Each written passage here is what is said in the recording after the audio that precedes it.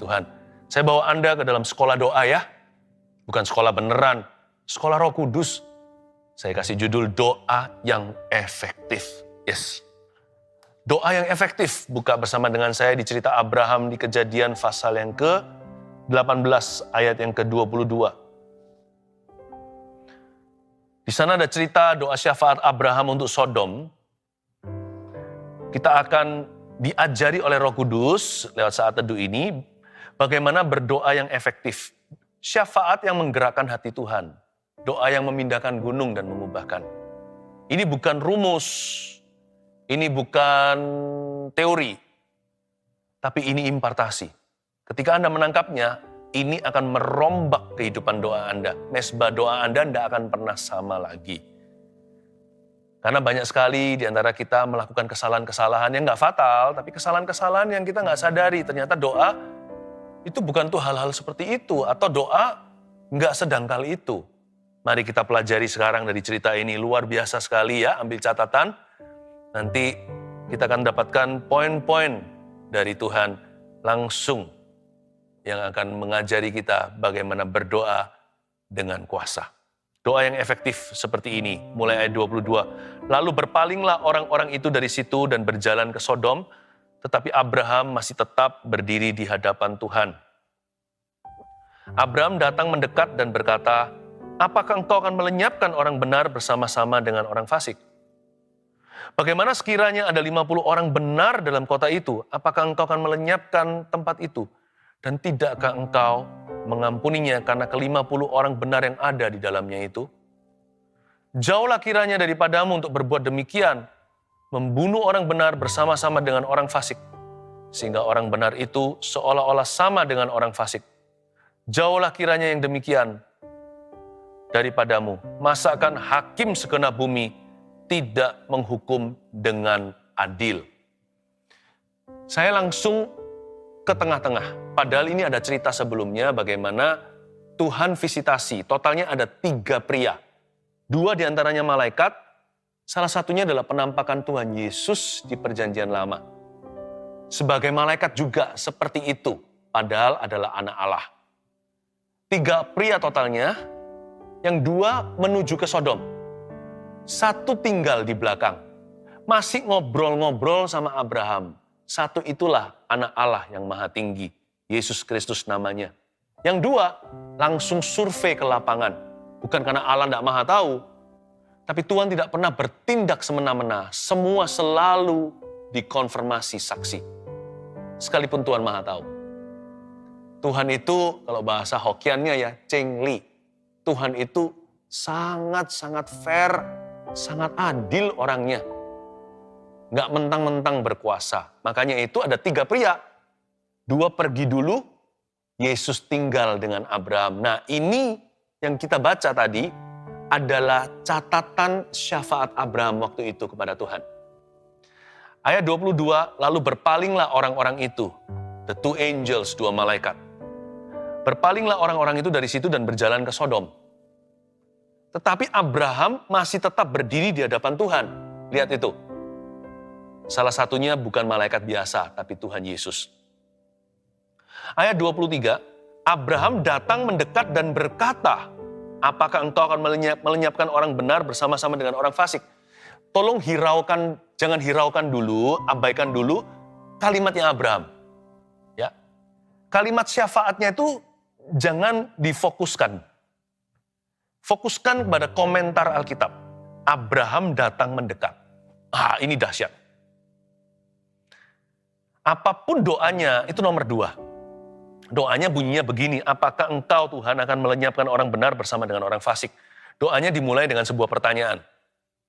Pertanyaan untuk menggerakkan hati Tuhan, bukan memanipulasi. Dia mencoba ajak Tuhan dialog, karena Tuhan membuka diri untuk diskusi. Karena Tuhan berpikir begini, apakah aku akan sembunyikan rencanaku untuk hancurkan Sodom Gomora? Tidak akan kusembunyikan dari sahabatku Abraham. Tapi lupakan kalimatnya. Coba lihat komentar Alkitab. Abraham datang mendekat. Ini luar biasa loh. Doa yang efektif satu persatu ya, saya ajarkan ya, catat itu. Poin pertama, dipanjatkan dari kedekatan. Doa itu baru efektif. Karena orang itu dekat dengan Tuhan. Doa yang efektif itu, yang penuh kuasa dipanjatkan dari kedekatan. Karena itu sedia payung sebelum hujan. Banyak orang baru berdoa kalau ada kebutuhan. Atau kalau terdesak, dia sudah terhimpit dengan situasi. Kepepet gitulah, bahasa sehari-hari.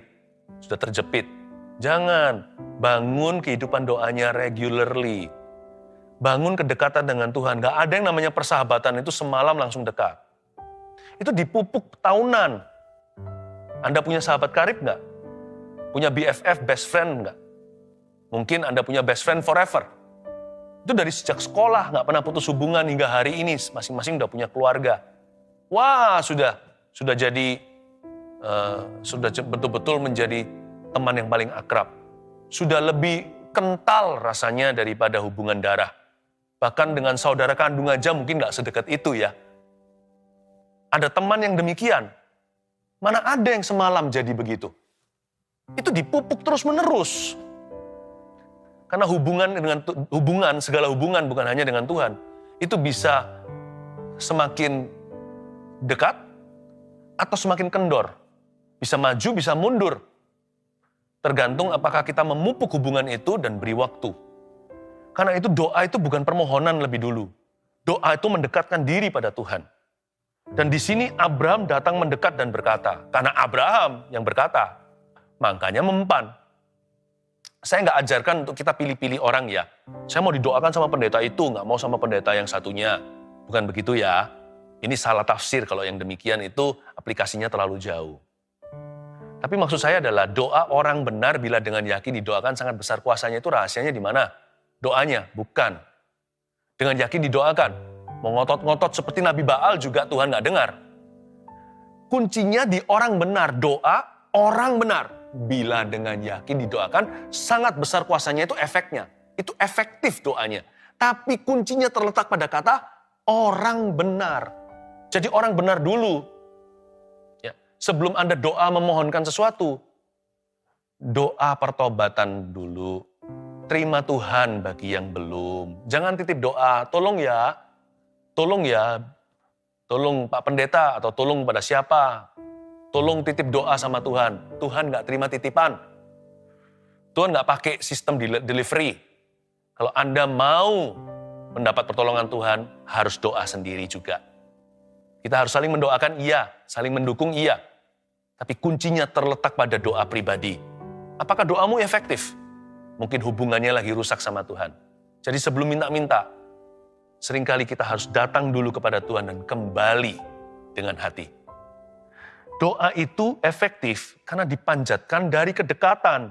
Abraham datang mendekat dan berkata, barulah dia mengatakan. Tahukah Anda, kedekatan dengan Tuhan itu adalah a position of power. Itu posisi kuasa. Makanya itu jangan hanya skip, jangan skip praise and worship. Langsung aja nanti pada waktu doa, saat teduh contohnya, langsung ke hikmat marifat. Waktu Pastor Philip bernubuat. Jangan, ikuti dari awal pujian penyembahan. Bahkan sudah ada pemanasannya, dengar kesaksian. Supaya kita dipanasi karena oleh darah anak domba dan oleh kesaksian iblis dikalahkan. Iman itu dibangun pelan-pelan dan waktu kita memuji menyembah Tuhan, itu posisi mendekat. Itu posisi kuasa. Itu seperti Abraham yang datang mendekat. Lalu baru kemudian berkata. Kalau nanti kita ke gereja, on-site, datang ke tempat ibadah. Jangan kita skip, ya kan? Skip sampai ke firman, bahkan sampai ke doa berkat saja. Hanya ceklok ceritanya sama Tuhan. Jangan, latihlah dirimu beribadah. Latihan itu jangan curi. Latihan itu jangan korupsi. Kalau kita mau latihan badani, kalau kita repetisi berapa kali, sit up contohnya, atau kita lari berapa kilometer sehari, tolong jangan dipotong-potong dan dikorting-korting, jangan korupsi olahraga yang begitu baik bagi dirimu. Apalagi ibadah. Dari sini kita tahu doa itu efektif karena kita melatih diri kita beribadah kepada Tuhan. Karena kita itu sengaja mendekat. Makanya kata-katanya berbobot. Makanya kalimatnya berkuasa. Makanya dia tahu bagaimana berdoa sesuai dengan kehendak Allah. Makanya itu doanya didengar. Bukan karena kesalehannya, tapi karena hatinya sungguh-sungguh mencari wajah Allah. Lalu Abraham datang mendekat dan berkata, apakah engkau akan melenyapkan orang benar bersama-sama dengan orang fasik? Ayat 24. Bagaimana sekiranya ada 50 orang benar dalam kota itu? Apakah engkau akan melenyapkan tempat itu? Dan tidakkah engkau mengampuninya karena ke-50 orang benar yang ada di dalamnya itu? Abraham pasti kepikiran kemenakannya, yaitu Lot. Gimanapun juga Abraham sayang sama keponakan sendiri. Apalagi kalau keponakannya itu udah yatim piatu. Abraham pasti kepikiran waktu disebut Sodom akan dihancurkan. Langsung lemes dia. Aduh, kemenakanku ada di situ bersama dengan keluarganya. Di situ dia berdomisili, dia bekerja. Dan dia make family. Di sana dia besarkan keluarganya. Langsung dia beranikan diri loh di ayat 24. Dia nggak berani lancang sama Tuhan, dia tahu diri. Namun dia ngerti kuasa doa. Dia pakai kunci. Dia tahu bahwa doa itu bisa mengubah segala perkara. Doa itu adalah jalur naik banding kita kepada Allah. Kalau kita kalau kita berdoa di dalam nama Yesus, Bapa akan berdiskusi dengan kita. Karena Yesus itu adalah perantara. Tahu nggak? Abraham langsung menyaut begini. Bagaimana sekiranya ada 50 orang benar dalam kota itu? Masa dia nggak tahu Lot itu jumlah keluarganya berapa? Dia tahulah. Pasti mereka kontak-kontakan lah, bagaimanapun juga kerabat. Lot itu kan punya istri satu. Dia punya 2 anak perempuan yang dicatat di Alkitab. Paling tidak di benak Abraham ada 4 orang. Lalu dia beranikan diri, kalau 4 ya, sedangkan Sodom Gomora itu kan ribuan. 4, gimana ya, ini 4 yang aku peduli, ini ribuan juga yang kasihan kalau mereka hancur sekalian. Dia pilih angka 50 untuk memulai negosiasi. Luar biasa ya. Doa yang efektif itu bukan hanya dipanjatkan dari kedekatan. Doa yang efektif juga harus diutarakan secara spesifik. You begin with a number. Nggak selalu angka sih. Anda harus jelas cetuskan apa ekspektasimu. Apa yang Anda harapkan? Doa nggak boleh general, nggak boleh umum atau asal-asalan.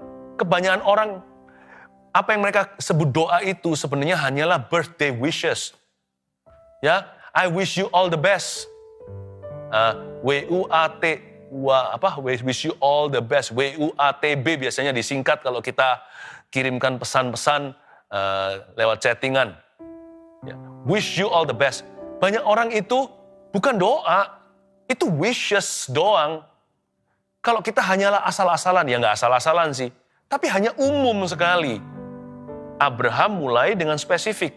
Dia tahu ribuan sedang dipertaruhkan, ada 4 yang dia pedulikan. Dia mulai dengan 50. Tuhan, bagaimana sekiranya ada 50 orang di Sodom dan Gomora? Tidakkah engkau akan mengampuni kota itu? Pertama dipanjatkan dari kedekatan. Makanya doanya efektif. Karena Abraham berdoa dengan pengenalan. Lalu kemudian diutarakan secara spesifik. Coba kalau Anda berdoa, ujilah. Lewat doa itu Anda mau apa? Anda mau Tuhan lakukan apa? Apa harapan Anda? Bisa jadi harapan kita salah, makanya ada poin berikutnya. Ya, karena doa itu yang mendoakannya akan dievaluasi Tuhan dulu. Seperti proposal itu diaudit terlebih dahulu. Ya, dipelajari ceritanya begitu, sekalipun Tuhan Maha tahu. Karena doa itu adalah komunikasi hati ke hati dengan yang Maha Kuasa, dengan Tuhan Yesus Kristus. Ayat 25. Jauhlah kiranya daripadamu, ini kalimat Abraham berikutnya, untuk berbuat demikian, membunuh orang benar bersama-sama dengan orang fasik, sehingga orang benar itu seolah-olah sama dengan orang fasik. Abraham dengan pedenya, dengan yakinnya berkata, Tuhanku nggak kayak gitu. Jauhlah kiranya daripadamu dengan M huruf besar itu Tuhan, untuk berbuat yang demikian. Masa Tuhan akan membunuh orang benar bersama dengan orang fasik? Jauhlah kiranya yang demikian daripadamu. Masa akan hakim segenap bumi tidak menghukum dengan adil? Lihat ya, smooth sekali. Mulus sekali cara Abram membawa diri. Abram bukan pura-pura. Dia itu tulus hati. Tapi dia punya doa kenapa sangat-sangat kuat. Kenapa syafaatnya menggetarkan hati Tuhan. Mengapa doanya efektif? Bukan hanya karena doanya diutarakan secara spesifik. Poin berikutnya dari ayat yang kita baca, doanya juga didasari pengenalan akan Tuhan. Dia itu berdoa dengan dasar fondasi yang jelas. Pengetahuannya betul tentang Tuhannya. Masakan hakim yang adil, segenap bumi ini, engkaulah hakim satu-satunya di alam semesta. Engkau tidak akan mengadili dengan seadil-adilnya. Setahu aku, begitulah kira-kira, Abram referensi kepada nature of God atau hakikat Allah atau sifat Allah yang sudah diketahuinya. Yang sudah bukan rahasia lagi seperti kita kenal Allah dari firman-Nya. Udah bukan rahasia. Abraham itu mencetuskan kehendak Tuhan yang sudah dia sangat pasti tidak ragu lagi. Dia tahu bahwa Tuhan itu selalu menghendaki pertobatan, bukan kehancuran. Yang itu dia nggak perlu mikir dua kali. Makanya itu dia berani syafaat begini. Dia berani buka angka 50 karena Tuhan yang dia kenal, Tuhan yang dia kenal itu suka mengampuni. Dan Tuhan itu nggak pernah hobi menghancurkan kota. Malah justru Tuhan kirim Yunus itu untuk menginsafkan bangsa. Abraham itu ngerti sifat Tuhannya. Dia berdoa dengan pengetahuan, nggak seperti kita seringkali doa hanya dengan semangat doang. Zeal without knowledge, without the right knowledge, or without a good knowledge. Semangat tanpa pengetahuan yang betul, semangat tanpa pengetahuan yang benar adalah bahaya. Seringkali jadi tong kosong nyaring bunyinya. Jauhlah kiranya daripadamu untuk berbuat yang beginian, membunuh orang benar sama-sama dengan orang fasik. Tuhan mau tumpas itu sepertinya tidak hiraukan. Bagi Tuhan tidak ada perbedaan, Tuhanku nggak begitu. Jauhlah kiranya yang demikian. Masa hakim segenap bumi tidak menghukum dengan adil? Ini bukan sarkas, ini bukan sarkastik. Dia ngomong setulus-tulusnya, dia sedang mencetuskan firman kembali pada Tuhan. Bukan menuduh Tuhan apa-apa. Malah justru dia tunjukkan bahwa sebelum berdoa, dia kenal kepada siapa dia berdoa.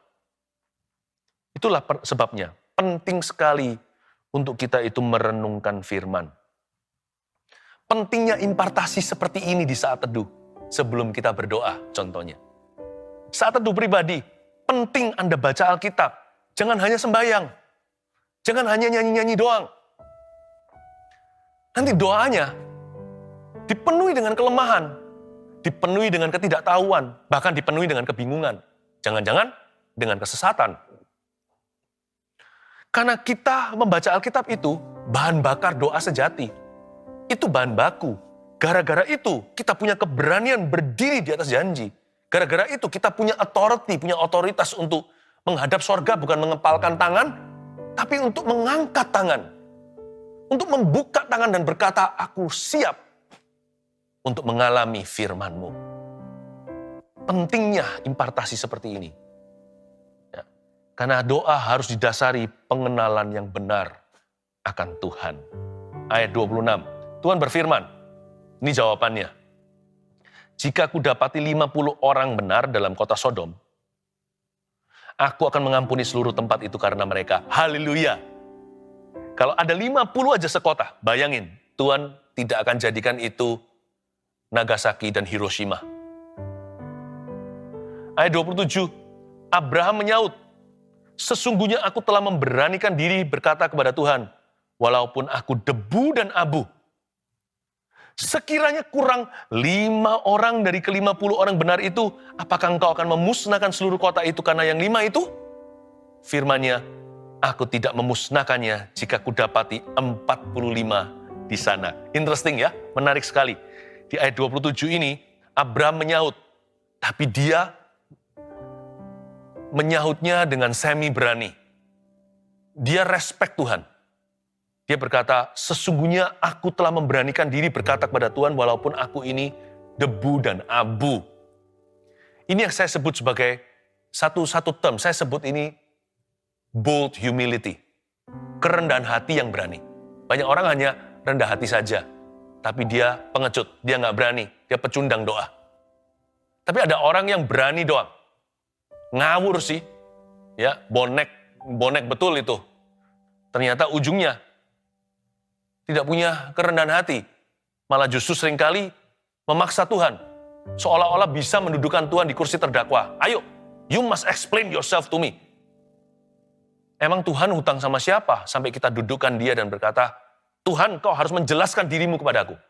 Dan kau harus menjelaskan mengapa engkau melakukan itu. Mengapa engkau tidak melakukan ini. Kenapa Tuhan harus menjawab kita?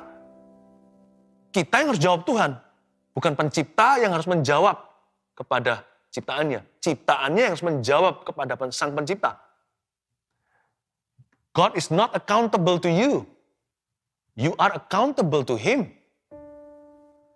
Jadi kita yang harus memberi pertanggungjawaban.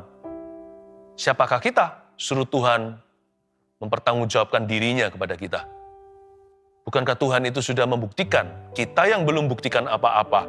Bold humility adalah sebuah keberanian untuk naik banding lewat doa. Dan berkata, Tuhan, aku beranikan diri.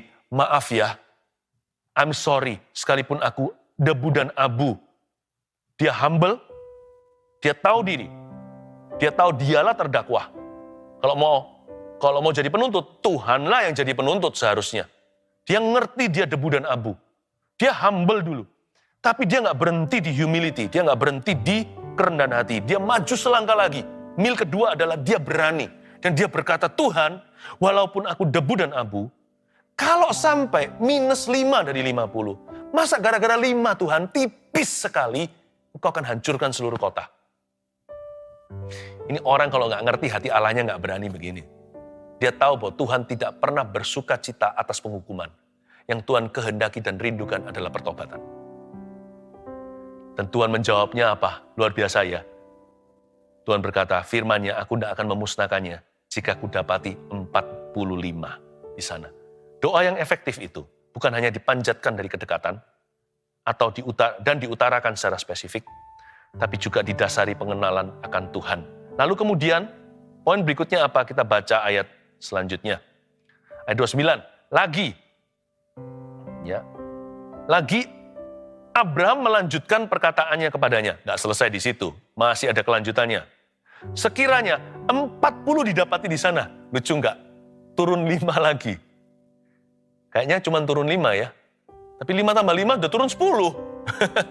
Hebat Abraham, masa Tuhan nggak kerasa? Taulah, Tuhan yang izinkan dia to bargain with God. Tuhan tuh baik sekali, Tuhan izinkan kita tawar-menawar dengan dia. Asal di atas fondasi kebenaran. Kalau 40 gimana Tuhan? Firman-Nya aku tidak akan berbuat demikian karena yang 40 itu. Lagi-lagi lihat coba ayat 30. Katanya, janganlah kiranya Tuhan murka. Lagi nih kelihatannya ya, kalau sudah ada kalimat pembukaannya, janganlah kiranya Tuhan murka, kayaknya dia nggak berhenti di sana.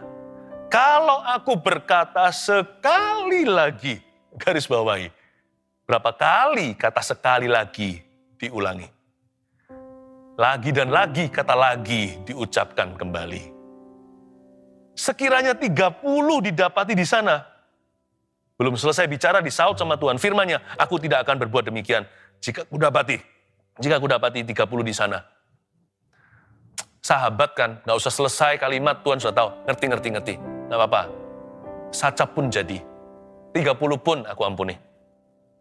Ayat 31, katanya, sesungguhnya aku telah memberanikan diri berkata kepada Tuhan. Nah, kelihatannya belum berhenti. Abraham masih melaju. Dia masih tancap gas ini. Sekiranya 20 didapati di sana gimana? Firman-Nya, aku tidak akan memusnahkannya karena yang 20 itu. Ayat 32. Katanya, lagi, janganlah kiranya Tuhan murka. Ini untuk kedua kali si Abraham berkata, janganlah kiranya Tuhan murka. Kalau aku berkata sekali lagi, sekali ini saja, sekiranya 10 Tuhan, 10 didapati di situ. Firman-Nya, aku tidak akan memusnahkannya karena yang 10 itu. Lalu pergilah Tuhan setelah ia selesai berfirman kepada Abraham. Dan kembalilah Abraham ke tempat tinggalnya. Ayat 32, katanya, janganlah kiranya Tuhan murka kalau aku, garis bawahi itu, berkata lagi sekali ini saja. Lagi sekali ini saja, berkata lagi sekali ini saja. Apa sih? Kenapa doanya Abraham efektif? Emangnya dia sekali doa langsung mempan? Buktinya enggak. Ini ada berapa episode ini? Ini sudah ada kelanjutan demi kelanjutan. Ini bukan hanya sekali saja. Jangan pernah kita berkata, aku bukan Abraham. Doa sekali langsung dikabulkan. Buktinya Abraham juga enggak. Doa yang efektif itu membutuhkan ketekunan. Karena itu poin nomor 4. Kenapa doanya efektif? Karena disertai ketekunan iman. Ada kata lagi. Coba lihat ya matematikanya. Pertama 50 kan? Dia mulai turunnya 55 dulu. 50 jadi 45, 45 jadi 40, ya kan? Lalu kemudian turunnya lebih berani. Turunnya puluhan. 40 jadi 30, 30 jadi 20, 20 jadi 10. Dari situ ketekunannya semakin menjadi-jadi. Bukan berarti dia itu terlalu berani sama Tuhan, enggak. Buktinya dia jalan pelan-pelan. Ketekunan itu mengajarkan pada kita untuk respect sama Tuhan. Ketekunan itu bukan lamban, tapi pelan-pelan. Dia mengajarkan kepada kita untuk terus mengejar. Bukan berarti Tuhan lari, enggak. Tapi untuk bergumul dengan Tuhan. Doa itu pergumulan. Doa itu adalah gelut dengan Tuhan. Seperti Yakub waktu itu berada di seberang sebelum ketemu sama Esau. Dia gelut dengan seorang pribadi. Itu juga penampakan Yesus di perjanjian lama. Lalu dipukul pangkal pahanya. Lalu Tuhan berkata, karena kamu gelut dengan aku, gelut dengan Allah, kamu menang. You wrestle with me. Tuhan ngalah, mana pernah sih kita bisa menang? Mana bisa sih manusia itu menang atas Tuhan? Kalau Tuhan mengizinkan kita menang dalam doa kita, alias dikabulkan, itu karena Tuhan ngalah. Disitulah ketekunan. Ketekunan adalah pergulatan dengan Tuhan. Lagi dan lagi, 50, 45, 40, 30, lalu 20 dan 10. Luar biasa Tuhan itu. Doa yang efektif disertai ketekunan iman. Jangan gampang menyerah. Jangan lemparkan handuk putih. Jangan lemparkan bendera putih dan berkata, I surrender, I give up. Jangan. Warna satu-satunya yang harus menjadi warnamu dalam doa adalah warna merah. Dibasuh oleh darah. Darah Yesus sudah membeli. Kalau memang harus lemparkan handuk berwarna, jangan warna putih, lemparkan warna merah. Ceritanya begitu. Kita harus berani masuk ke tatah kasih karunia untuk mendapatkan pertolongan tepat waktunya, kata Ibrani. Tekun imannya. Lalu yang terakhir, poin yang terakhir. Kita baca lagi ayat 32. Katanya, janganlah kiranya Tuhan murka kalau aku berkata sekali lagi. Sekali ini saja.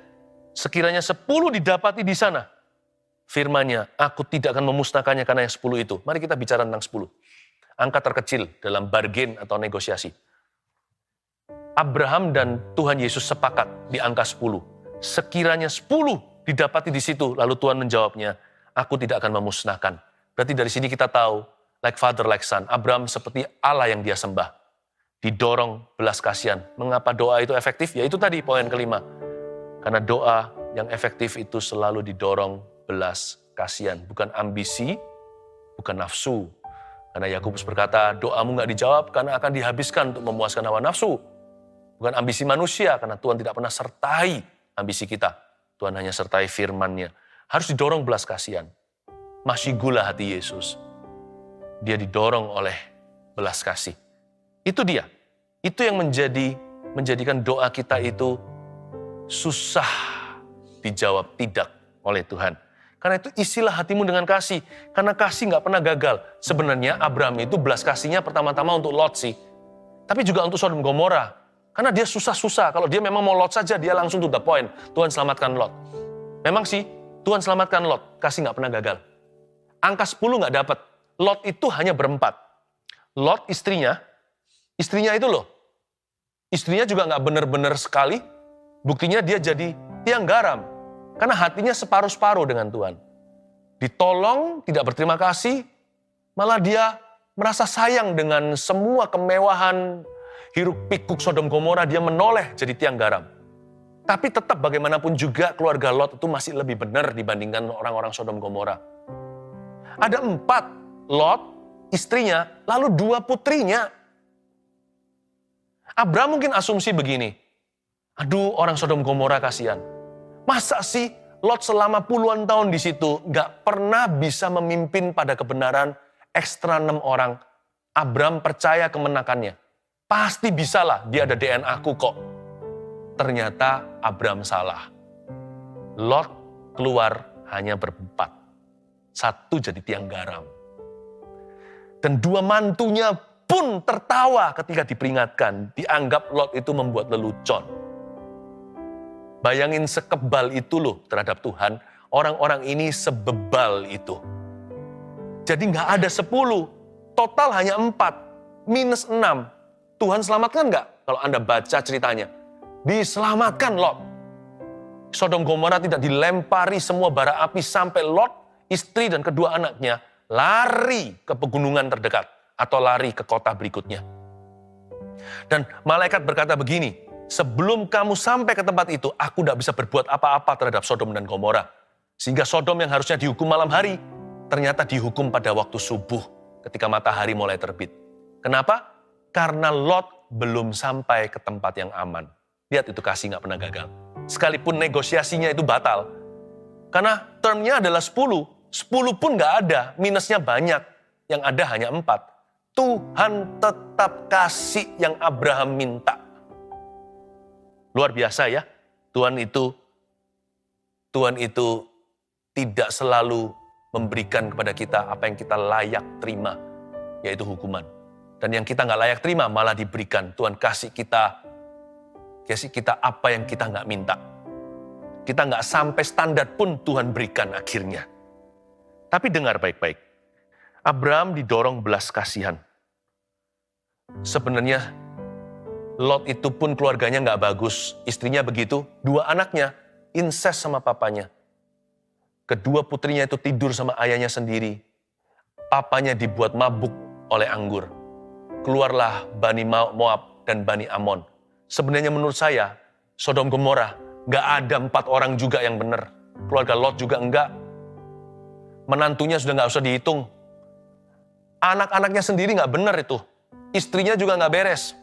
Sebenarnya dari semua Sodom Gomora, Tuhan kirim malaikat tahan murkanya. Hanya demi kemenakan Abraham. Gara-gara angkelnya, gara-gara pamannya. Coba ya, dari seluruh Sodom, hanya 1 yang benar. Hanya Abraham saja. Keluarganya pun nggak beres itu. Bayangkan kasih itu begitu rupa. Karena Abraham berdoanya dengan belas kasihan. Didorong oleh itu. Gak sampai 6 angkanya pun Tuhan kabulkan. Lot diselamatkan. Saya beritahu kasih gak pernah gagal. Doa itu efektif. Dan Tuhan memberikan pada kita bahkan yang tidak kita minta. Kalau nafas doa kita adalah kasih. Bukan benci atau ambisi. Tanamkan itu. 5 poin ini. Doa yang efektif adalah 1. Dipanjatkan dari kedekatan. 2. Diutarakan secara spesifik. 3. Didasari pengenalan akan Tuhan. 4. Disertai ketekunan iman. 5. Didorong belas kasihan. Saya yakin akan terjadi sesuatu yang besar dalam hidup doa Anda. Hari ini mesbahmu dirombak oleh Tuhan.